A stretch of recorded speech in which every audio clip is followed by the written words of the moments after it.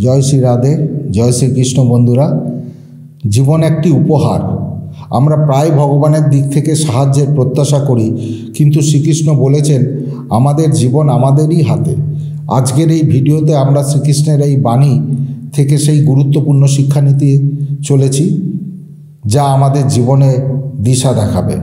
কিন্তু তার আগে বন্ধুরা, আজও আমরা প্রতিদিনের মতো একটি গল্প দিয়েই শুরু করব, তারপর প্রবেশ করব আমাদের আজকের মূল বিষয়। একদিন দ্বারকাধীশ শ্রীকৃষ্ণ গোকুলের এক সরল কৃষক গোপালের আমন্ত্রণে তার ক্ষুদ্র কুঠিরে গিয়েছিলেন। গোপাল অত্যন্ত অভাবগ্রস্ত হলেও পরম ভক্তি ও ভালোবাসা দিয়ে কৃষ্ণের সেবা করেছিলেন। গোপাল নিজের দুঃখ দুর্দশার কথা কৃষ্ণকে জানিয়ে বলল, প্রভু, আমি এত কষ্ট করি, কিন্তু আমার জীবন কখনোই সুখী হয় না।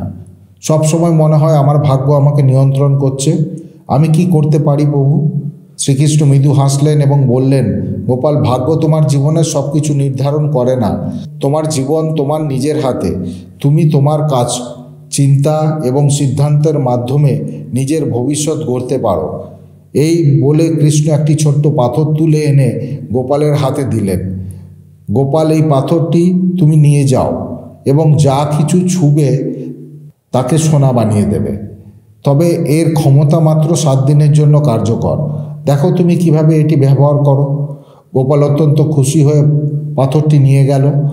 প্রথমে সে কিছুক্ষণের জন্য দ্বিধায় পড়ে গেল, কি করব, কিন্তু পরে সে পাথরটি ব্যবহার করে নিজের পুরনো কুঠিরটিকে সোনার ঘরে পরিণত করল। তারপর গ্রামের অন্য দরিদ্র মানুষদের জন্য ব্যবহার করতে লাগলো। 7 দিনের মধ্যেই গোপালের গ্রামটি উন্নত শিখরে পৌঁছালো। যখন 7 দিন শেষ হলো, কৃষ্ণ আবার গোপালের কাছে এলেন। গোপাল, তুমি কি শিখলে? গোপাল মাথা নিচু করে বলল, প্রভু, আমি বুঝতে পেরেছি যে নিজের ভাগ্য আমরা নিজেরাই গড়তে পারি। আপনি আমাকে পাথরটি দিয়ে শুধুমাত্র আমার নিজের প্রচেষ্টা ও সদিচ্ছার মূল্য বোঝালেন। আমার জীবন আসলে আমার নিজের হাতে। কৃষ্ণ সন্তুষ্ট হয়ে বললেন, ঠিক বলেছ গোপাল। জীবনে সাফল্য এবং শান্তি পেতে হলে নিজের প্রচেষ্টা, সৎ কাজ এবং সঠিক সিদ্ধান্তের উপর নির্ভর করতে হবে।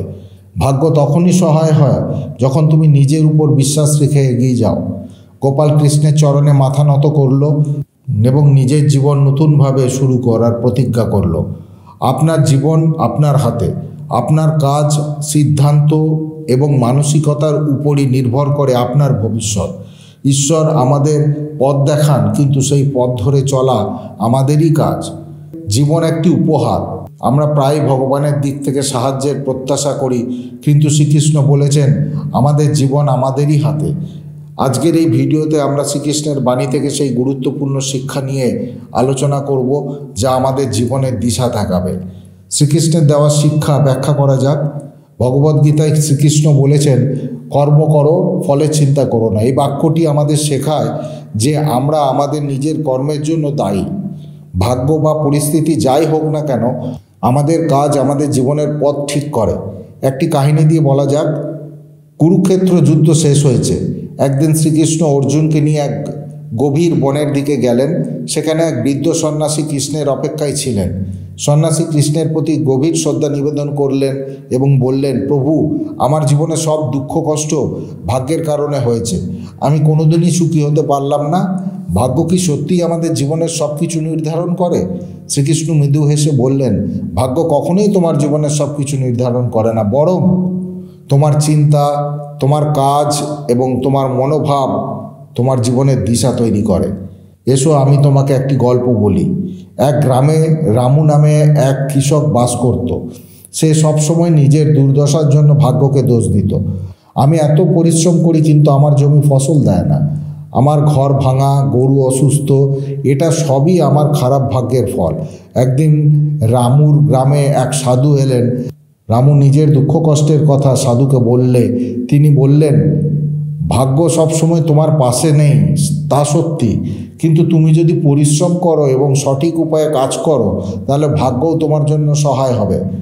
তোমার কাজই তোমার ভবিষ্যৎ নির্ধারণ করে। সাধুর কথায় অনুপ্রাণিত হয়ে রামু নতুনভাবে চেষ্টা শুরু করলো। সে তার জমির যত্ন নিল, সঠিক উপায়ে চাষ করলো এবং নিজের গরুগুলোর ভালো দেখভাল করলো। অল্প দিনের মধ্যেই তার ফসল ভালো হতে লাগলো এবং তার জীবন বদলে গেল। গল্প শেষ করে শ্রীকৃষ্ণ বললেন, দেখো বৃদ্ধ সন্ন্যাসী, ভাগ্য কখনো স্থির নয়। তুমি যদি বিশ্বাস করো এবং সঠিক কাজ করো তবে ভাগ্য তোমার সঙ্গে থাকবে। জীবনের সাফল্য ও সুখ শুধুমাত্র ভাগ্যের উপর নির্ভর করে না, বরং তা নির্ভর করে তোমার প্রচেষ্টা ও দৃষ্টিভঙ্গির উপর। বৃদ্ধ সন্ন্যাসীর চোখ খুলে গেল। তিনি কৃষ্ণের চরণে প্রণাম করলেন এবং বললেন, প্রভু, আজ থেকে আমি ভাগ্যকে দোষ না দিয়ে নিজের কাজকে সর্বোচ্চ গুরুত্ব দেব। ভাগ্য তোমার জীবনে সব কিছু নির্ধারণ করে না। নিজের পরিশ্রম, সৎ কাজ এবং ইতিবাচক মনোভাবই তোমার জীবনের পথ তৈরি করে। কৃষ্ণের বাণী মনে রাখো, তোমার জীবন তোমার নিজের হাতে। জীবনের নিয়ন্ত্রণ নিজের হাতে। শ্রীকৃষ্ণের বলা এই শিক্ষাটি আমরা ব্যাখ্যা করি। আমাদের জীবনে অনেক সময় চ্যালেঞ্জ আসে, কিন্তু শ্রীকৃষ্ণ বলেছেন আমরা যদি নিজের উপর বিশ্বাস রাখি এবং সৎ পথে চলি তাহলে আমরা সেই চ্যালেঞ্জকে কাটিয়ে উঠতে পারবো। আপনি যদি আপনার জীবনের দায়িত্ব নিজের হাতে নেন তাহলে জীবন আপনাকে সাফল্যের পথে এগিয়ে নিয়ে যাবে। একটি কাহিনী দিয়ে বলা যাক বন্ধুরা। কুরুক্ষেত্র যুদ্ধের পর অর্জুনের মন ভীষণ ভারাক্রান্ত ছিল। সে কৃষ্ণকে বলল, মাধব, আমার জীবন যেন চ্যালেঞ্জে ভরা। একটার পর একটা সমস্যা আসে। কখনো মনে হয় আমি আর এগোতে পারবো না। কেন আমাদের জীবনে এত কষ্ট আসে প্রভু? শ্রীকৃষ্ণ মৃদু হেসে বললেন, অর্জুন, চলো আমি তোমাকে একটি গল্প বলি। এ গল্প তোমার প্রশ্নের উত্তর দেবে। গল্পটি হলো একটি ছোট্ট নদীর সংগ্রাম। এক ছোট নদী ছিল যার নাম ছিল সরস্বতী। পাহাড় থেকে শুরু হয়ে সে সমতলে যাওয়ার চেষ্টা করত, কিন্তু তার পথ খুবই কঠিন ছিল। পাথর, বড় বড় গাছের গুঁড়ি এবং শুকনো জমি তার গতি বাধাগ্রস্ত করত। একদিন সরস্বতী নদী স্বয়ং নারায়ণের কাছে প্রার্থনা করল, প্রভু, আমি কেন এত বাধার সম্মুখীন হই? কেন আমার চলার পথে এত কঠিন? নারায়ণ হেসে বললেন, সরস্বতী, এগিয়ে যাও। তোমার কাজ বাধার মধ্যে দিয়ে নিজের পথ তৈরি করা। বাধা এলে তুমি থেমে যাবে না, বরং শক্তি দিয়ে সেইগুলো অতিক্রম করবে। চলো, আমি তোমার সঙ্গে থাকি। নারায়ণের এই আশ্বাস পেয়ে সরস্বতী নতুন উদ্যমে এগোতে শুরু করলো। এক এক করে সে পাথর সরিয়ে দিল, গাছের গুঁড়ি পেরিয়ে গেল এবং শুকনো জমিতে জল দিয়ে সজীব করলো। অনেক দিনের পরিশ্রম ও লড়াইয়ের পর অবশেষে সরস্বতী বিশাল সাগরে মিশে গেল। নারায়ণ তাকে বললেন, তুমি দেখলে সরস্বতী, যদি চ্যালেঞ্জ না থাকতো তবে তুমি কখনোই এত শক্তিশালী ও সুন্দর হতে পারতে না। প্রতিটি বাধা তোমাকে নতুন শিক্ষা ও শক্তি দিয়েছে। গল্পটি শেষ করে কৃষ্ণ অর্জুনকে বললেন, অর্জুন, আমাদের জীবনও ঠিক এই নদীর মতো। চ্যালেঞ্জ আসবেই, কিন্তু সেগুলো আমাদের থামানোর জন্য নয়, বরং আমাদের শক্তিশালী ও জ্ঞানী করার জন্য। তোমার কাজ হলো নিজের ভেতরের শক্তি আর বিশ্বাস দিয়ে সেই চ্যালেঞ্জগুলো অতিক্রম করা। আমি সর্বদা তোমার সঙ্গে আছি, যেমন নারায়ণ সরস্বতীর সঙ্গে ছিলেন। অর্জুন শান্তি পেল এবং নতুন উদ্যমে নিজের দায়িত্ব পালনের প্রতিজ্ঞা করল। জীবনে চ্যালেঞ্জ আমাদের পরীক্ষা করে, কিন্তু সেগুলোই আমাদের শক্তিশালী ও সাফল্যমণ্ডিত করে। কৃষ্ণের বাণী মনে রাখো, চ্যালেঞ্জ তোমাকে থামানোর জন্য নয়, বরং তোমার পথ তৈরি করার জন্য আসে। এগিয়ে চলো, ভগবান সর্বদা তোমাদের সঙ্গে আছেন। শ্রীকৃষ্ণ আমাদের ক্ষমার গুরুত্ব বুঝিয়েছেন। কাউকে ক্ষমা করতে পারা মানে নিজেকে মুক্ত করা। যখন আমরা গভীর অতীতের আঘাতগুলো ভুলে এগিয়ে যাই, তাদের মন শান্তি পায় এবং জীবনে সুখ আসে। একটি কাহিনী দিয়ে বলা যাক। মথুরার রাজপ্রাসাদে বসে অর্জুন চিন্তিত মুখে শ্রীকৃষ্ণকে বলল, মাধব, জীবনে এমন কিছু মানুষ আছে যারা আমাকে গভীরভাবে আঘাত করেছে। আমি তাদের ভুলতে পারি না। তাদের প্রতি রাগ এবং ঘৃণা আমাকে সব সময় কষ্ট দেয়। আপনি বলুন, আমি কিভাবে শান্তি পেতে পারি? শ্রীকৃষ্ণ একটি ছোট্ট হাসি দিয়ে বললেন, অর্জুন, রাগ এবং ঘৃণা তোমার মনকে ভারাক্রান্ত করে রাখে। কাউকে ক্ষমা করতে পারা মানে সেই ভারমুক্ত হওয়া। শোনো, আমি তোমাকে একটি গল্প বলি। গল্পটি হলো এক বৃদ্ধ ও তার প্রতিবেশী। এক গ্রামে রাম নামের এক বৃদ্ধ বাস করত। তার পাশের বাড়িতে শ্যাম নামে এক লোক ছিল। সে সবসময় রামের ক্ষতি করার চেষ্টা করত। একবার শ্যাম রামের ফসল পুড়িয়ে দিয়েছিল, আরেকবার তার গরুগুলোকে চুরি করে অন্যত্র বিক্রি করে দিয়েছিল। রাম এই আঘাতগুলোর জন্য শ্যামকে ঘৃণা করত। সে নিজের মনে সবসময় বলতো, শ্যাম আমার জীবনে এত কষ্ট দিয়েছে, আমি তাকে কখনো ক্ষমা করব না। কিন্তু এর ফলে রাম দিন দিন আরও বিষণ্ণ ও অসুখী হয়ে পড়ল। তার ঘুম হারিয়ে গেল, খাবারের রুচি কমে গেল। একদিন গ্রামে এক সাধু এলেন। রাম তার সমস্যার কথা জানালেন। সাধু বললেন, রাম, তুমি শ্যামের প্রতি রাগ পুষে রেখে কেবল নিজের ক্ষতি করছো। ক্ষমা করতে পারা মানে সেই কষ্টের শৃঙ্খল থেকে মুক্ত হওয়া।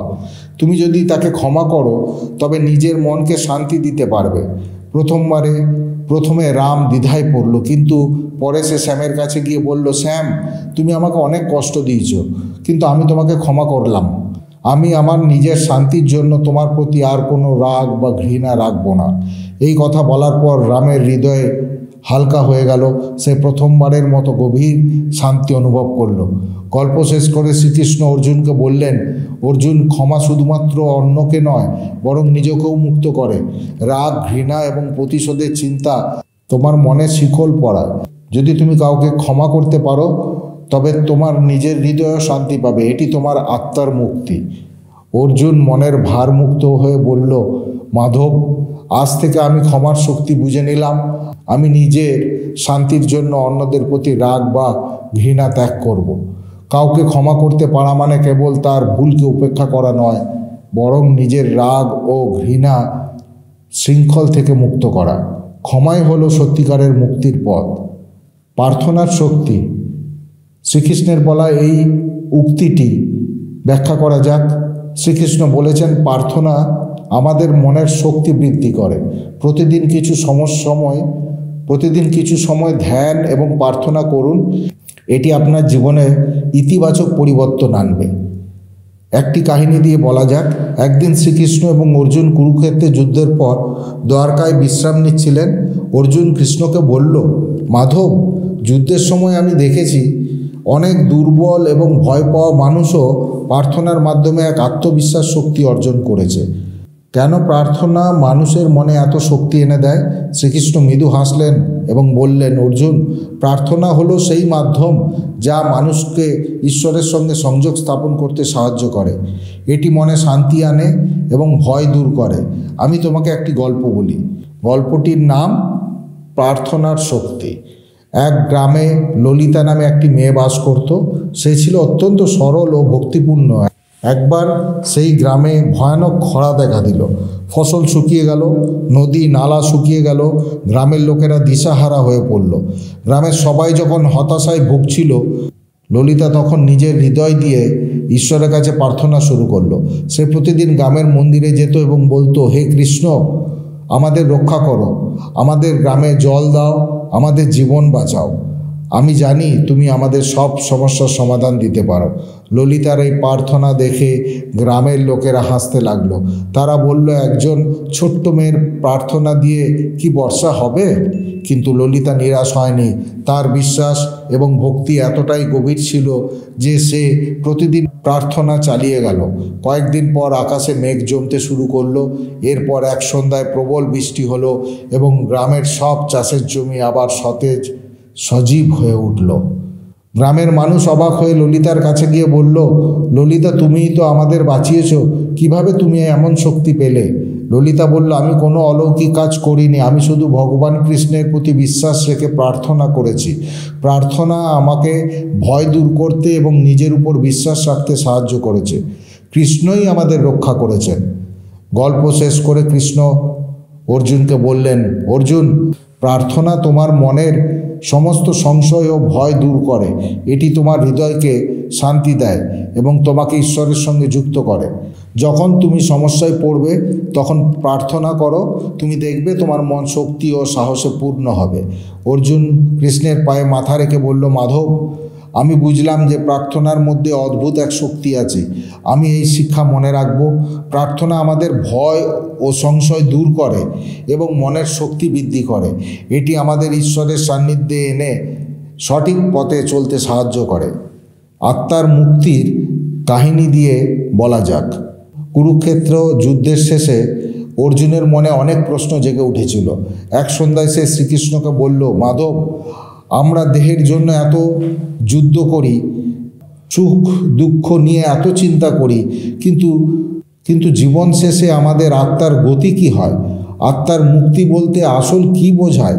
শ্রীকৃষ্ণ একটু শান্ত হাসি দিয়ে বললেন, অর্জুন, আত্মার মুক্তি মানে হলো বন্ধন থেকে মুক্তি। এটি দেহের সীমাবদ্ধতা ছাড়িয়ে চিরন্তন সত্তার সঙ্গে একাত্ম হওয়া। আমি তোমাকে একটি গল্প বলি।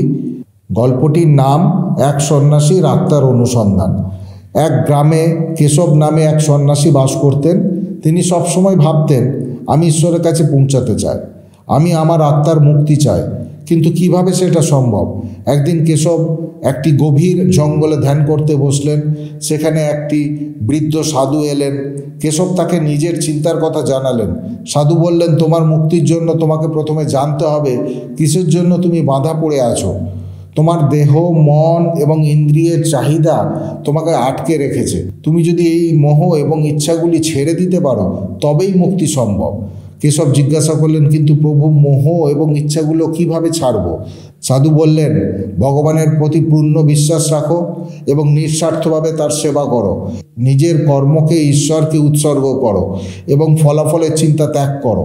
এভাবেই তুমি তোমার আত্মাকে শুদ্ধ করতে পারবে। কেশব সেই দিন থেকে নিজের জীবনকে বদলে ফেললেন।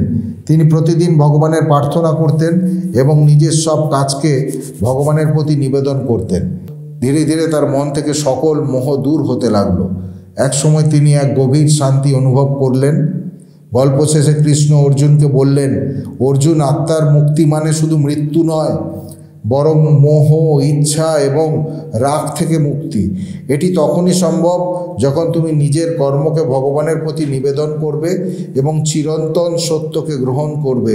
তোমার আত্মা তখনই মুক্ত হবে যখন তুমি নিজেকে ঈশ্বরের সঙ্গে একাত্ম করতে পারবে। অর্জুন বলল, মাধব, আমি এই শিক্ষা মনে রাখব। আমি নিজের কর্মে নিঃস্বার্থ থেকে চিরন্তন সত্যকে উপলব্ধি করব। আত্মার মুক্তি মানে মোহ এবং ইচ্ছার বন্ধন থেকে মুক্তি। নিঃস্বার্থ কর্ম এবং ভগবানের প্রতি পূর্ণ বিশ্বাসের মাধ্যমেই এই মুক্তি সম্ভব। আত্মা তখনই মুক্ত হয় যখন এটি চিরন্তন সত্তার সঙ্গে মিলিত হয়। প্রিয় দর্শক, আপনার জীবন আপনার হাতে। শ্রীকৃষ্ণের বাণী অনুযায়ী জীবন পরিচালনা করলে আপনি সাফল্য ও শান্তি দুই অর্জন করবেন। আরও পবিত্র বিষয় জানার জন্য আমাদের চ্যানেলের সঙ্গে থাকুন। এই ভিডিওটি যদি আপনাদের ভালো লেগে থাকে তবে লাইক, শেয়ার এবং সাবস্ক্রাইব করবেন। কমেন্টে আপনাদের অনুভূতির কথা লিখতে ভুলবেন না।